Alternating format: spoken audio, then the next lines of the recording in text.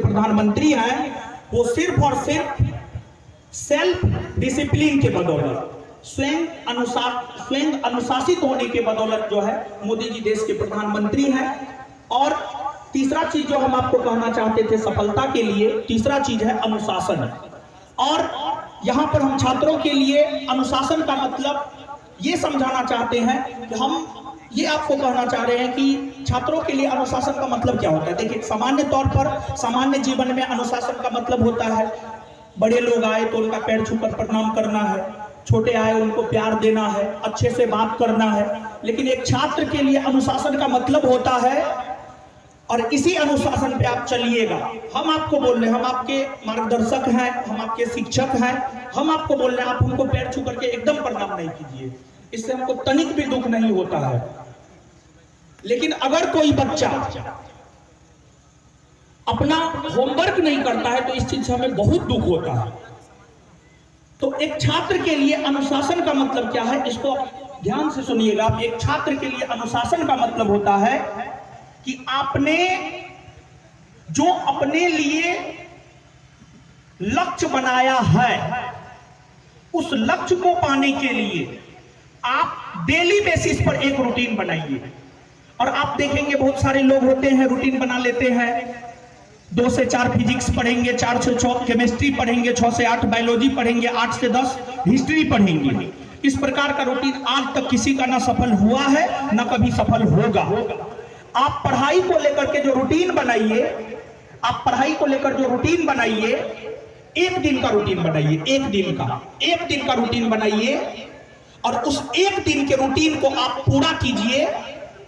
आपने जो भी रूटीन बनाया है, आपने एक दिन में जो भी अपना टारगेट लिया है, उस टारगेट को पूरा करना है। तो यहां पर हम कहना चाहेंगे कि आपके अनुशासन का मतलब, एक छात्र के लिए अनुशासन का मतलब, जो हमने एक दिन के लिए रूटीन बनाया है, उस रूटीन को अगर आप पूरा कर लिए मतलब आप अनुशासित हैं। अगर आप उस रूटीन को पूरा नहीं किए तो आप कितना भी बड़ों का पैर छूकर प्रणाम कर रहे हैं, तो हमारे नजर में आप अनुशासित नहीं है। पुनः इस बात को हम दोहराना चाहेंगे कि एक छात्र के लिए अनुशासन का मतलब होता है पढ़ाई को लेकर जो उन्होंने रूटीन बनाया है उसको पूरा करना। उसको पूरा करना एक छात्र के लिए अनुशासन का मतलब जो है ये होता है। और माहौल की अगर आप बात करेंगे तो माहौल का बहुत इफेक्ट होता है। इन्वायरमेंट, वातावरण का बहुत बड़ा इफेक्ट होता है। आप जैसा माहौल में रहेंगे आप वैसा बन जाएंगे। अगर आप नकारात्मक माहौल में हैं तो आपकी सोच नकारात्मक बन जाएंगी। तो आप जहां भी रहते हैं, जिसके साथ भी रहते हैं, प्रयास आप ये करेंगे कि वहां के माहौल को सकारात्मक बना करके रखें। और नकारात्मक सोच करके, नकारात्मक करके आप कुछ नहीं कर सकते हैं, लेकिन सकारात्मक सोच के साथ आप बहुत कुछ कर सकते हैं और बहुत आगे आप जा सकते हैं। तो सफलता के लिए हमने अभी तक आपको 3 चीजें बताया है। एक, स्वार्थी बनना है। दूसरा जो है आपको सेल्फ मोटिवेटेड रहने के लिए कुछ उपाय है, वो यहाँ पे थोड़ा सा ये हो जाएगा, लंबा हो जाएगा, इसलिए हम नहीं बोलना चाह रहे हैं। तो दूसरा समय का सदुपयोग करना है, स्वार्थी बनना है, और तीसरा अनुशासित रहना है। और एक छात्र के लिए अनुशासन का मतलब क्या होता है हमने समझा दिया है। और चौथा अगर देखें तो चौथा त्याग। अगर कोई बच्चा त्यागी है, देखिए अगर सफलता की बात करेंगे तो यहाँ पर जितने भी लोग हैं हर कोई चाहते हैं कि उनके कंधे पर डबल सितारा लगे या फिर वो कहीं ना कहीं निश्चित तौर पर सफल हो। लेकिन उस सफलता के लिए त्याग करना पड़ता है, वो त्याग हर कोई नहीं कर सकता है। और यही वजह है कि हर कोई सफल नहीं हो सकता है। हम अपने विषय में आपको बताना चाहते हैं कि 2014 में हम घर छोड़े तो 2022 में हम घर गए। जब तक अपने जीवन में सफल नहीं हो गए तब तक हम घर नहीं गए। तो हम अपने जीवन के अनुभव के आधार पर यह बात काफी स्पष्टता पूर्वक बोल सकते हैं कि अगर आप सफलता चाहते हैं तो आपको त्याग करना होगा, आपको त्याग करना होगा। अगर आप त्याग करते हैं तो आपको सफल होने से दुनिया का कोई ताकत नहीं रोक सकता है। और चौथा, और सफलता का जो सबसे बेहतर श्रृंगार है वो है आपको मेहनत। अगर आप इन चारों के साथ मेहनती हैं तो आप निश्चित तौर पर सफल होंगे। तो कुल मिलाकर के 5 चीजें हमने आपको बतलाया है। अगर ये 5 गुण आप अपने अंदर विकसित कर लेते हैं, हम दावे के साथ कह सकते हैं आपको अपने जीवन में बड़े से बड़े मुकाम पाने से दुनिया का कोई ताकत नहीं रोक सकता है। और मोदी जी हमारे देश के प्रधानमंत्री हैं, उनको लेकर के हम कहना चाहेंगे कि वो टारगेट फिक्स करते हैं। उनके कार्य प्रणाली को जब आप देखेंगे, वो टारगेट फिक्स करते हैं कि हमको ये करना है पहले। तो आप भी अपने जीवन में एक टारगेट फिक्स कीजिए कि हमको ये करना है, पहले उसको कर लीजिए, फिर आप दूसरा टारगेट बनाइए। देखिए, कभी भी अगर आप 2, 4, 5 टारगेट लेकर के चलते हैं तो फिर आप कुछ भी नहीं कर पाते हैं। जैसे बगल में आरा की धरती है, वीर कुंवर सिंह की धरती है। 1857 के विद्रोह में वीर कुंवर सिंह का क्या योगदान रहा है, ये प्रश्न बीपीएससी कम से कम 4 से 5 बार पूछा है। मेंस की हम बात करें, बीपीएससी मेंस में ये प्रश्न 4 से 5 बार पूछा है कि वीर कुंवर सिंह की 1857 की क्रांति में क्या भूमिका रही है। उनके विषय में आखिरकार ये प्रश्न बार बार क्यों पूछा जाता है? उनके विषय में ये प्रश्न इसलिए पूछा जाता है क्योंकि 1857 की क्रांति में एक से बढ़कर एक वीर योद्धा हुए, लेकिन 1857 की क्रांति को राष्ट्रीय स्वरूप यानी देश स्तर पर अगर किसी व्यक्ति ने पहुंचाया है तो वह वीर कुंवर सिंह है। 1857 के क्रांति को अगर आज हम स्वतंत्रता आंदोलन की संज्ञा देते हैं तो उसमें वीर कुंवर सिंह का बहुत बड़ा योगदान है। नाना साहब कानपुर से लड़े, कानपुर तक ठहर गए, बेगम हजरत महल लखनऊ से लड़ी, लखनऊ तक ठहर गई, लेकिन हमारे वीर कुंवर सिंह बिहार के आरा के जगदीशपुर के वीर कुंवर सिंह जगदीशपुर को तो आजाद अंग्रेजों से करवाए ही, साथ ही साथ वे बिहार से बाहर निकले, उत्तर प्रदेश पहुंचे और उत्तर प्रदेश में जो भी 1857 की क्रांति में भाग ले रहे नेता थे सभी को एकजुट किए और सभी एक होकर के लड़ना प्रारंभ किए। तो एक प्रकार से वीर कुंवर सिंह 1857 की क्रांति को राष्ट्रीय स्वरूप प्रदान किया है। यही वजह से उनके विषय में बीपीएससी बार बार प्रश्न पूछ रहा है। और बिहार की धरती हमेशा से काफी पवित्र रही है। बिहार की धरती पर ही महात्मा बुद्ध को ज्ञान की प्राप्ति हुई। बिहार की धरती ने ही हमारे देश को प्रथम राष्ट्रपति दिया है। हमारे देश को प्रथम राष्ट्रपति बिहार की धरती ने ही दिया है। बिहार की धरती ही महात्मा गांधी को महात्मा गांधी बनाया है। इस धरती के लोग बिहार के धरती के लोग काफी मेहनती है। सबसे ज्यादा मेहनती अगर कोई है तो वो बिहार के धरती के लोग हैं। और हम एक बात और कहना चाहेंगे, यहाँ पर आप देखेंगे छठ की अगर आप बात करेंगे, जहां तक छठ की हमारी समझ है, छठ पूजा हाल फिलहाल में बीता है, आप सब लोग जानते हैं। छठ में भगवान सूर्य को पूजा जाता है और आप सब लोग जानते हैं कि ऊर्जा, एनर्जी, बिना एनर्जी का आप कुछ भी नहीं कर सकते। अगर आप चिल्ला रहे हैं तो उसमें एनर्जी लग रहा है, आप बैठे हुए हैं उसमें एनर्जी लग रहा है, आप सो रहे हैं उसमें एनर्जी लग रहा है, आप खाना खा रहे हैं उसमें भी एनर्जी लग रहा है। आप ये सब चीज सोच नहीं पाते हैं, लेकिन हर चीज में एनर्जी लगता है। बिना एनर्जी का कुछ नहीं किया जा सकता है। और ऊर्जा का सबसे बड़ा स्रोत अगर कुछ है तो वह आपको सूर्य है।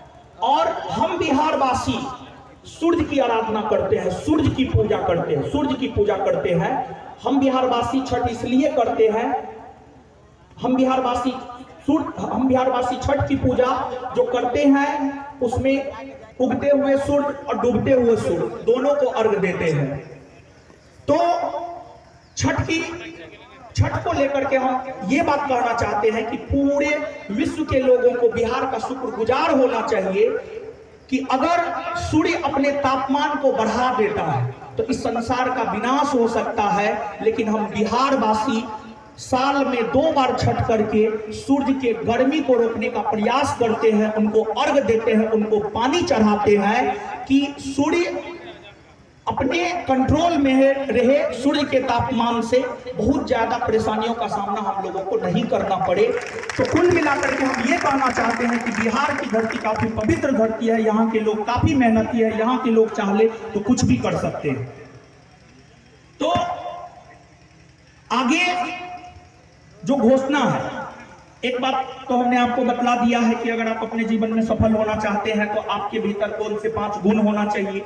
ये 5 गुण अगर आपके भीतर हैं तो आप निश्चित तौर पर सफल होंगे। अगर ये 5 गुण आपके भीतर नहीं है, आप प्रयास करेंगे ये 5 गुण आपके भीतर हो। और जो संस्थान का पब्लिकेशन है वहां पे 2 लोग हैं, 2 लोग हमारे नीचे हैं, जो हमारे नीचे काम करते हैं, वो इसी सासाराम की धरती से आते हैं, हमारे बीच ही है आलोक जी और सोनू जी। तो उन लोगों का हमेशा सासाराम आना जाना रहता है, वो है, इसलिए हम ये बात बोल रहे हैं। जो घोषणा हम आपको करने जा रहे हैं कि आखिरकार हम आए हैं तो कुछ ना कुछ नया होना चाहिए, कुछ ना कुछ होना चाहिए।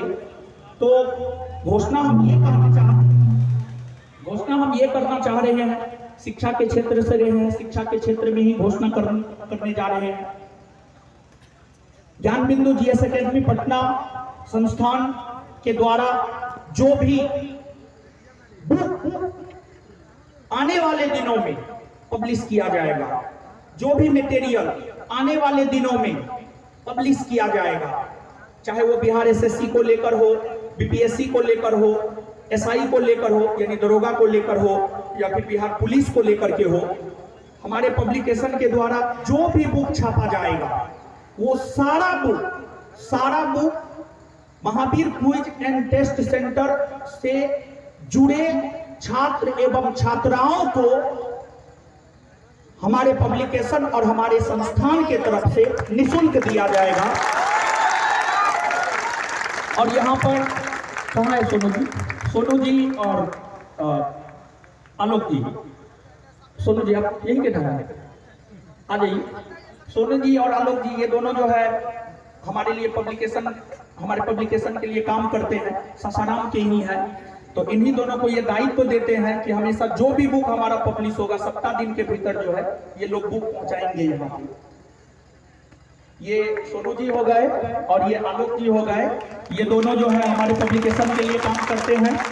तो Mahavir quiz and test centre में पढ़ने वाले, इस संस्थान से जुड़े रहने वाले लोगों के लिए ये हमेशा पर मंथ हमारा जो भी बुक आएगा, जैसे आगे करेंट का जो है एक मंथली बुक आना है, तो करेंट का जो मंथली बुक आएगा वो मंथली बुक जो है ये लोग पहुंचाएंगे। ये लोग हमेशा आते रहते हैं, यहीं के हैं तो आते रहते हैं निश्चित तौर पे, तो ये लोग बुक पहुंचाएंगे। ये आपकी जिम्मेदारी है, हम घोषणा करके जा रहे हैं। और अगली बार अगर हमको पुनः दोबारा आने का मौका मिले तो ऐसा हमको सुनने को ना मिले कि सर आपने वादा किया था और अब तो मुकर गए हैं, क्योंकि लोग वादा बहुत करते हैं लेकिन मुकरते भी गए। तो वादा करना कोई बहुत बड़ी बात नहीं है, निभाना बहुत बड़ी बात है। तो हम जो वादा करते हैं हम वो निभाते हैं। जो भी हमसे जुड़े हुए लोग होंगे वो इस बात को जानते हैं। हम बोल दिए, अगर जैसे पिछले दिनों रक्षाबंधन के अवसर पर हमने बोला कि संस्थान में पढ़ने वाली सभी छात्राओं को बुक देंगे तो दिए। फिर जो है करंट का नया बुक आया तो कुछ छात्र बोला कि सर दे दीजिए, ऐसे तो दे दिए। तो इस क्विज सेंटर और टेस्ट सेंटर से जुड़े जितने भी छात्र एवं छात्राएं हैं उन्हें संस्थान की तरफ से जो है बुक निःशुल्क अवेलेबल करवाया जाएगा।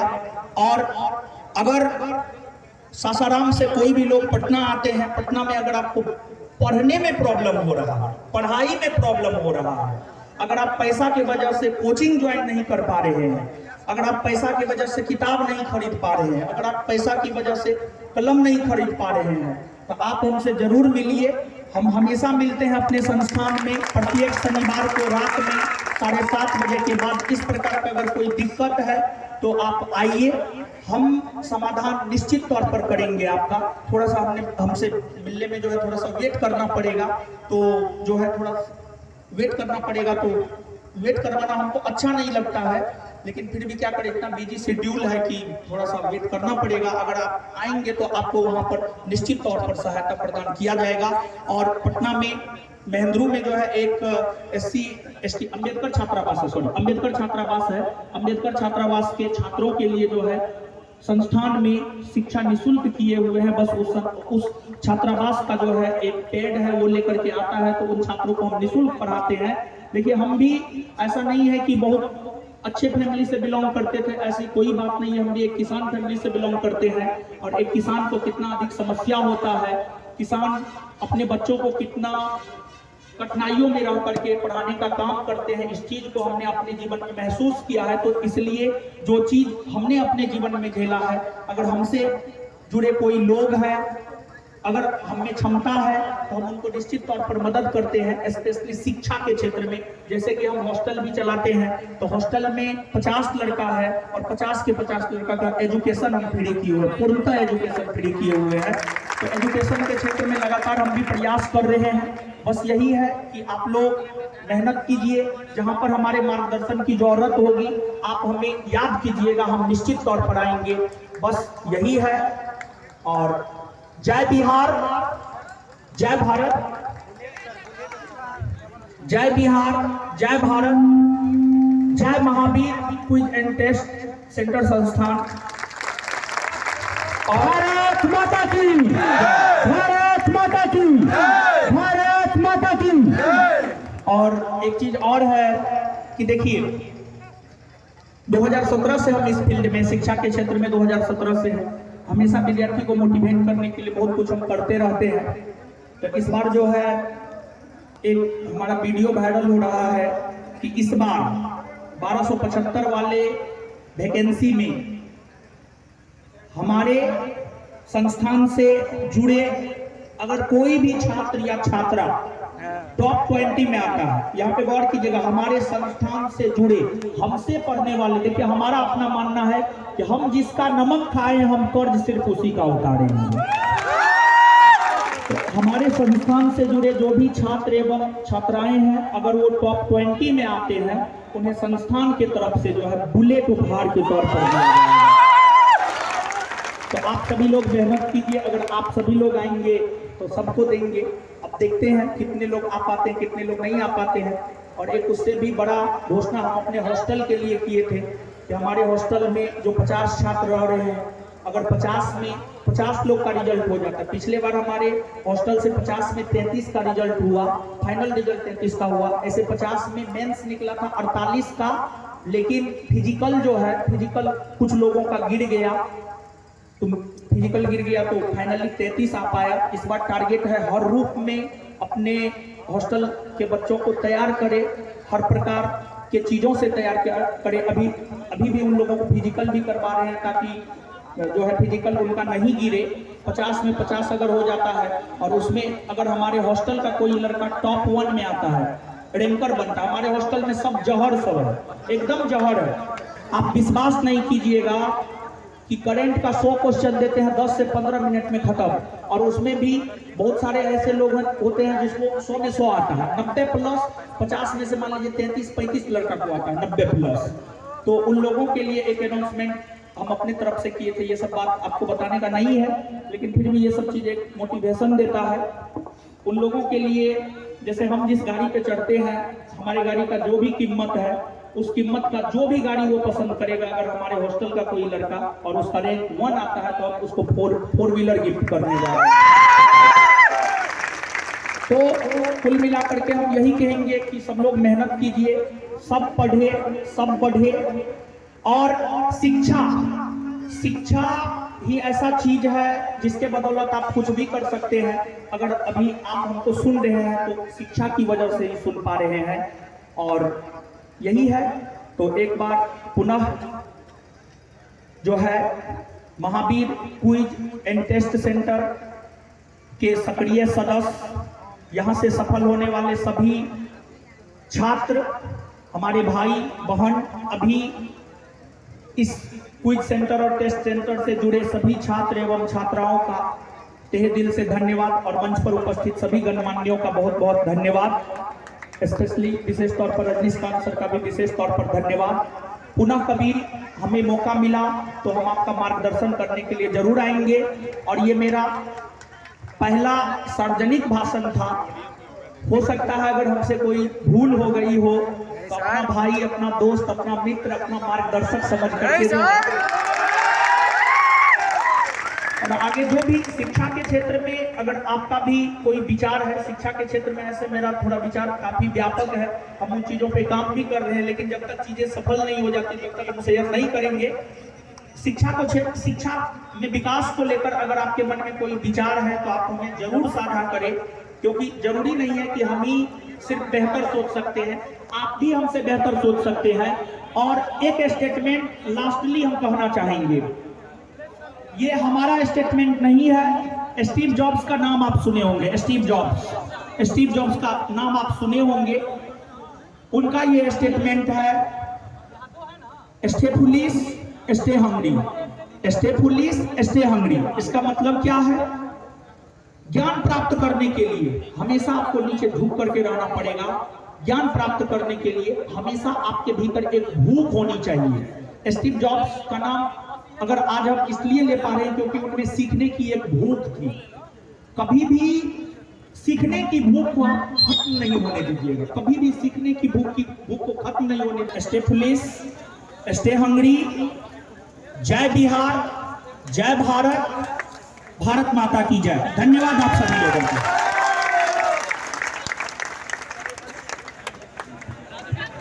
हेलो, बहुत बहुत धन्यवाद सर, आपने हमारे यहाँ के छात्रों को मोटिवेट किया, बहुत बहुत आभार।